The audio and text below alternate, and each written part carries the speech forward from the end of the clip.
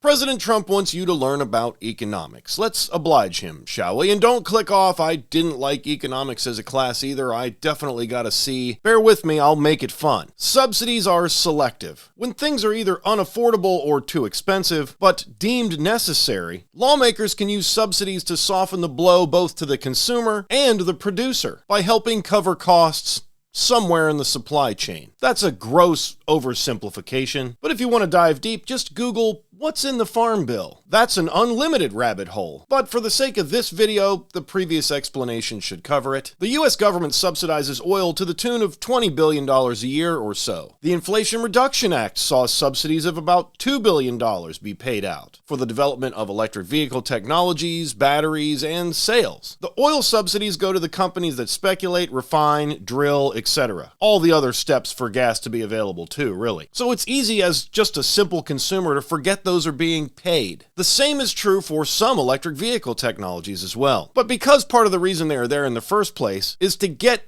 US consumers to adopt clean energy, some of that money goes directly to the people who adopt the clean energy. Want to add a few $1,000s of equity to your home? Install some solar panels. Not only will you benefit from the energy you yourself produce, but Uncle Sam will give you 30% of the purchase price back in the form of a tax credit, or a subsidy, if you will. At least that's the current system. Another fun Google search is, what's a reconciliation bill? If the individual clean energy tax credits go away under Trump, a reconciliation bill is likely the method that will be used to eliminate them. Either way, it's not great for EV adoption. And even the sentiment that the credits might go away in the first place is enough to sell some gas cars to people who are on the fence about EVs. Market sentiment is kind of what's for sale when you want to advertise. And the fear of most EVs going up 25% or so in cost at the loss of the $7,500 tax credit is solid marketing for the oil industry. I made an entire video about the $7,500 tax credit, link in the description. But just like the oil subsidies,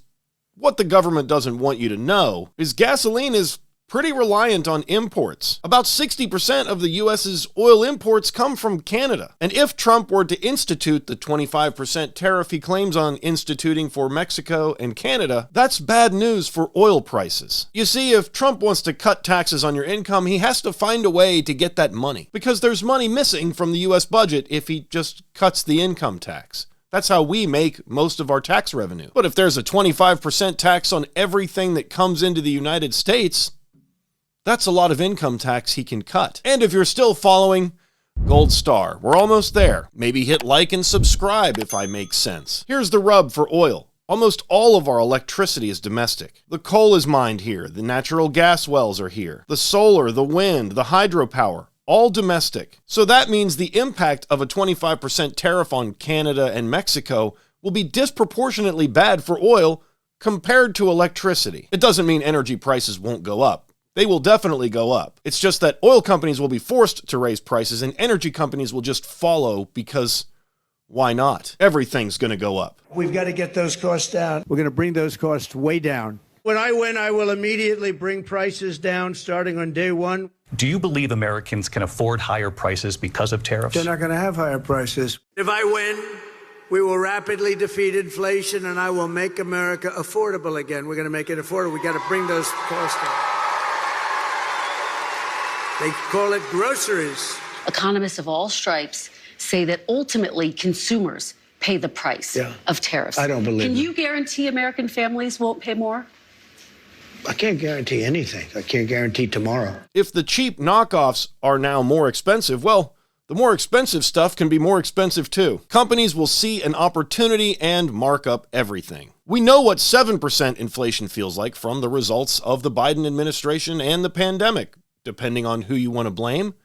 I wonder what 25% will feel like. It's likely to be cataclysmic, which is our word of the day. Catastrophic. Bruh. And I don't even want to speculate further on what might happen because it hasn't happened yet, but we can still pull a silver lining from this EV community. The price gap between driving an electric car and driving a gas car will widen, and the cost of ownership will become closer.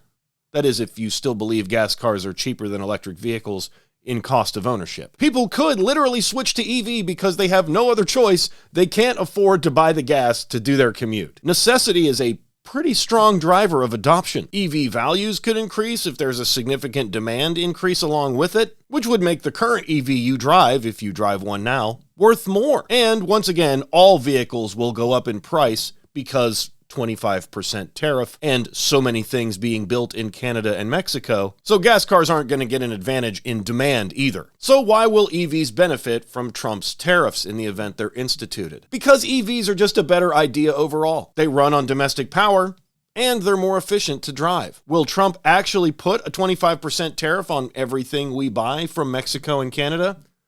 Time will tell. But one thing's for sure. With the current market conditions, EV adoption continues to grow, and if they change to domestic goods being less expensive, just means better news for EVs. Oh, and finally, a 25% tariff on Canada and Mexico means a 100% tariff on Chinese EVs may not be enough. They may still be the cheapest alternative in that new environment, but that's a topic for a different video. If you're new to the channel, have you ever heard of the Fisker Ocean?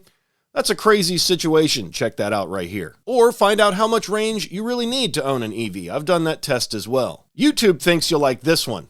Subscribe for more. We'll see ya on the next one. Hey, smash the like button. Thank you.